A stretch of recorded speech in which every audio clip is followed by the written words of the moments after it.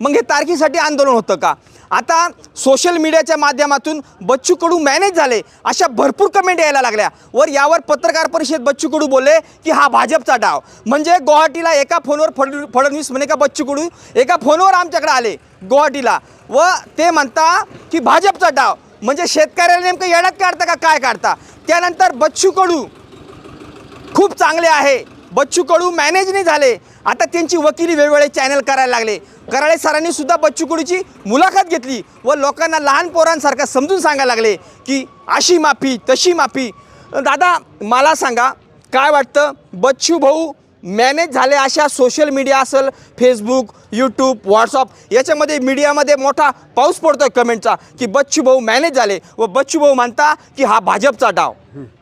Manage झालेच काय विषय तुम्ही भाजपचे का? नाही, तुम्ही म्हणता मॅनेज झाले बरोबर आहे की नाही? हो. आता ते लहान पोरासारखी समजूत काढायला लागले की कराळे सरांनी त्यांची मुलाखत घेतली की 30 जूनची आम्ही तारीख का घेतली माहिती आहे का? आता सोशल मीडियामध्ये हा एकदम मोठा पाऊस पडतोय का तुम्हाला कळत नाही 30 जूनची तारीख का घेतली माहिती आहे का? कारण की आत्ताचे जे चालू कर्जदार आहे यांना आत्तापर्यंत कधी माफी झाली नाही व हे माफीत बसावा.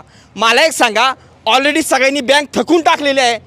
अहो फ्रेशला सुद्धा पहिल्यांदा कर्ज भेटत नाही, थकीतला कर्ज कसं काय भेटेल? आहे का तुमच्या गावात चालू कर्जदार किती असे? नाही, तुरळक असेल 1-2% 5% बस. मग ते काय म्हणता की त्यांच्यासाठी आम्ही पुढची तारीख घेतली. बरोबर, म्हणजे लोकांना येड्यात काढता. येड्यात काढता याचे काम. बरोबर ना. 2012 सालचं माझं स्वतःचं पीक कर्ज आहे, मला अजून माफी नाही झालेली. तर एकोणतीस 30 तारखेचे ते करणार आहे. दुसरी गोष्ट अगदी अजित नवले सुद्धा तोच शब्द बोलले. अजित नवलेंना सुद्धा मी एक चांगली व्यक्ती समजतो. ते सुद्धा म्हणत्या नाही म्हणे चालू कर्जदारांना माफ होण्यासाठी आम्ही पुढची तारीख घेतली. म्हणजे लोकांना येड्यात काढताय. अहो येड्यात नाही, एकदम येड्यात काढतात. 2014 सालची माझीवाली सोसायटीचं पीक कर्ज आहे आणि माझा उतारा 6 हेक्टर 56 आरचा आहे. 6 हेक्टर 56 आर असल्यामुळं 2 हेक्टरच्या आतली कर्जमाफी 1.5 लाखाची झाली. त्याच्यावरची कर्जमाफी रक्कम भरायची होती 1.5 लाखाची वर.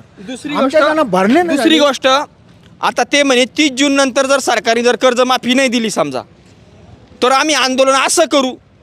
ते कसं कमी होतं का? असं आंदोलन करू का महाराष्ट्रातले 4 कोपरे जाम करू आणि रेल्वे रोको असा करू का रेल्वेवर तुम्हाला माणसं दिसणार नाही पटरीवर पण रेल्वे बंद होईल म्हणे. म्हणजे नेमकं कसं आंदोलन करणार? काय तर त्यांचं काय म्हणजे शेतकऱ्याला परत गाजर दाखवू राहिले का आंदोलनाचं? मग काय दुसरं काय? म्हणजे लहान मुलाला जसं नादी लावायचं तसं आता नादी लावायचं काम आंदोलनकर्त्याचं चालू झालं. 5 रुपये आता मॅनेज झाले. 5 रुपयाची कुरकुरी देऊन पोरला कसं नाद लावायचा तसं आमच्या शेतकऱ्याला